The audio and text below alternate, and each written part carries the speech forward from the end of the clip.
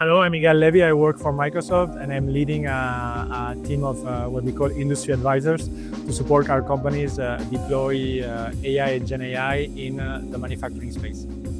What we discussed today was first to level set on what are the latest AI and generative AI developments and why it's a revolution for manufacturing companies.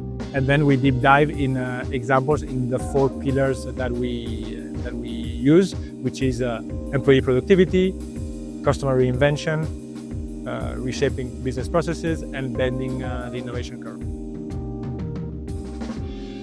In a nutshell, learn AI, learn how to use it, and be conversant, or be, I would say, level 100, even potentially 200 on that technology, because I believe it's gonna be AI and AI gonna be companions for most of our work, and if we don't know how to use it, even I would say at the university stage, I think we're gonna lag behind.